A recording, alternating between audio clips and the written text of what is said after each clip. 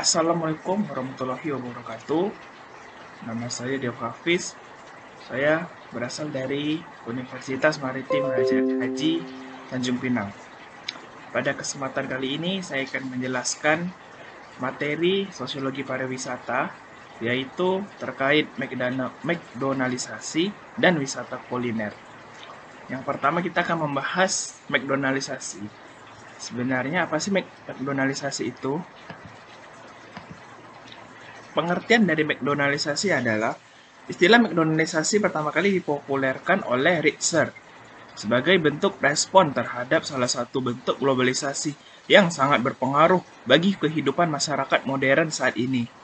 Disebut demikian karena dipengaruhi maraknya praktik bisnis restoran dengan pelayanan cepat saji di seluruh dunia. Sensasi makan ayam goreng pada berbagai restoran cepat saji di dunia kini menekankan pelayanan cepat saji sehingga sulit dibedakan lagi secara cita rasa dari berbagai produk yang ada. Praktik pelayanan instan ini tidak hanya dapat meliputi sektor usaha waralaba makanan saja, tetapi sudah merambah pada sektor-sektor lain, seperti sektor busana atau fashion. Setiap masyarakat kini dengan mudah dapat mengakses produk-produk lokal dari luar negeri. Dengan menerapkan proses konsep waralaba, produk tata busana dari luar negeri kini dapat dijumpai di berbagai mall atau pusat perbelanjaan di dalam negeri. Kemudahan ini dapat berdampak pada terjadinya keseragaman produk yang dijual antara satu mall dengan mall lainnya. Seperti itulah McDonaldisasi terjadi. Jadi kesimpulannya seperti ketika kita ingin mendapatkan apa yang kita inginkan, misalnya seperti contoh di sini tata busana, ataupun kalau contoh lain seperti kita ingin mendapatkan gadget terbaru atau handphone terbaru, itu sangat cepat sekali masuk ke Indonesia, masuk ke negara kita. Kita mudah mendapatkannya, sama halnya dengan restoran cepat saji yang semuanya serba instan. Seperti misal kalau kita datang ke McDonald, kita ingin burger atau kita ingin ayam goreng, 2-3 menit sudah jadi. Nah, seperti itulah dunia sekarang. Kalau kita ingin mendapatkan apa saja, pasti serba instan. Ingin belanja, tinggal online saja melalui aplikasi e-commerce seperti Shopee atau Tokopedia, langsung dapat barang kita inginkan tanpa harus melakukan effort lebih seperti pergi keluar ke mall misalnya gitu. McDonaldisasi ini juga memiliki beberapa dimensi ya. Yang pertama efisiensi. Di mana McDonald menawarkan sebuah metode yang optimal untuk mendapatkan suatu hal ke hal lain. Seperti saat ini kita merasa lapar, kita malas untuk memasak makanan. Langsung saja datang ke restoran cepat saji. Setelah makanan di sana kita merasa kenyang, namun kita sering lupa apakah makanan yang kita makan itu sudah cukup tidak untuk gizi bagi tubuh kita, supaya kesehatan kita tidak terganggu. Nah, begitu juga di era modern saat ini, bukan hanya makanan saja yang instan. Seperti yang saya bilang sebelumnya tadi, seperti fashion, vitamin, make up, skincare, hobi, dan masih banyak lagi dapat dengan mudah dibeli di e-commerce atau online shop. Di Indonesia banyak sekali e-commerce menawarkan produk jasa. Salah satu e-commerce adalah Shopee. Shopee merupakan suatu marketplace yang menawarkan 26 kategori beserta tawaran kemudahan berbelanja. Nah, dimensi yang kedua ada kalkubilitas. McDonald menawarkan layanan serta makanan yang terkalkulasi dan terkuantifikasi, di mana McDonald membuktikan bahwa nilai budaya yang seperti ini yang lebih besar adalah yang lebih baik, merupakan pilihan masyarakat modern. Kita yang dapat merasakan dan menghitung saat ini memesan Big Mac akan mendapat porsi yang lebih besar dan lebih banyak, serta dapat menghemat waktu tanpa menunggu terlalu lama saat memasak makanan sendiri di rumah. Nah, konsep ini juga diterapkan pada e-commerce Shopee, di mana tawaran tentang cashback atau uang kembalian yang dapat menarik pengguna Shopee untuk berbelanja lebih banyak. Cashback yang diberikan oleh Shopee diberikan dalam bentuk koin Shopee, di mana koin tersebut bisa didapatkan ketika pengguna membeli produk di Shopee. Nah, semakin banyak produk yang dibeli, maka cashback yang diberikan juga lebih banyak. Ya, ini sejenis semacam marketingnya lah. Nah, yang ketiga ada kredibilitas. Kita akan merasakan isi dan rasa yang sama, walaupun berbeda tempat dan berbeda waktu.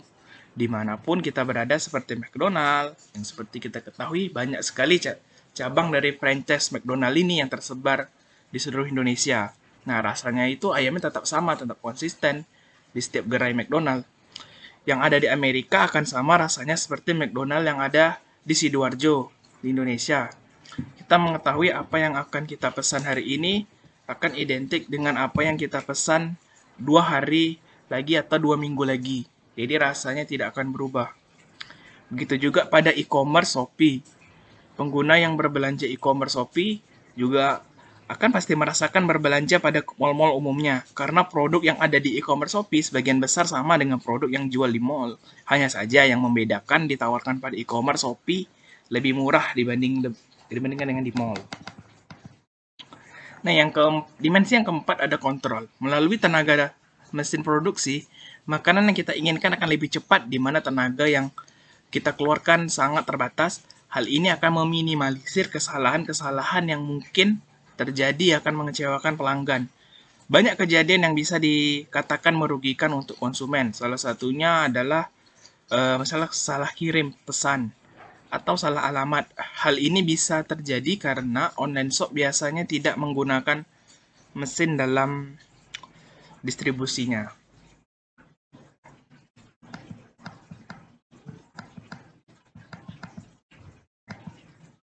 Nah, dimensi yang kelima ada prinsip irasionalitas sebagai prinsip irasionalitas ini sebagai salah satu dampak negatif dari praktik McDonaldisasi apabila yang keempat dimensi tadi sudah dijabarkan sebelumnya tidak dikelola dengan baik atau tidak berjalan dengan baik, maka akan melahirkan irasionalitas yang dapat mengarah pada peningkaran prinsip kemanusiaan, bukan dehumanisasi yang anti manusia dan menghancurkan manusia satu sama lain. Dalam prosesnya, McDonaldisasi sebenarnya membangun semacam ilusi kesenangan bagi konsumen dengan menghadirkan berbagai fasilitas untuk menutupi prinsip irasionalitas tersebut. Padahal di balik ilusi tersebut, praktik McDonaldisasi ternyata menyimpan sejumlah ancaman kesehatan dan lingkungan, serta berpengaruh terhadap buruknya hubungan antara manusia di dalam kehidupannya. Nah, itu sedikit tentang McDonaldisasi.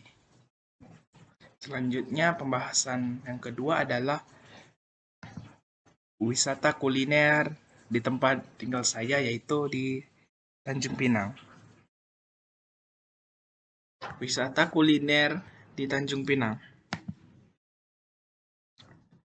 Nah, bisa kita lihat di gambar berikut, kota Tanjung Pinang identik dengan wisata kuliner yang bergenre seafood. Di sini ada gonggong dan juga ada mie tarempa, ada luti gendang dan juga otak-otak. Otak-otak ini biasanya diisi dengan daging ikan tenggiri ataupun sotong.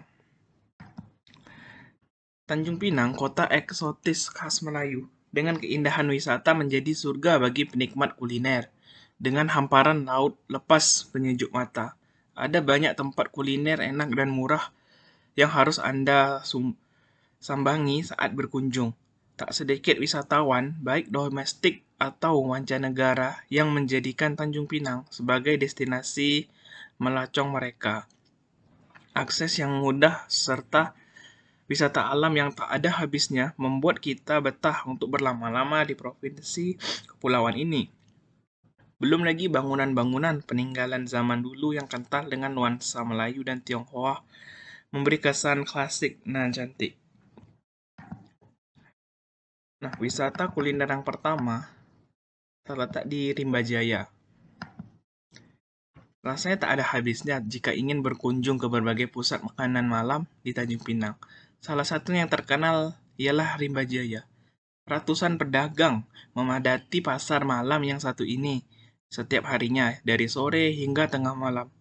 Olahan yang dijual pun beragam, baik makanan berat, cemilan, hingga beraneka ragam minuman tersedia di tempat ini.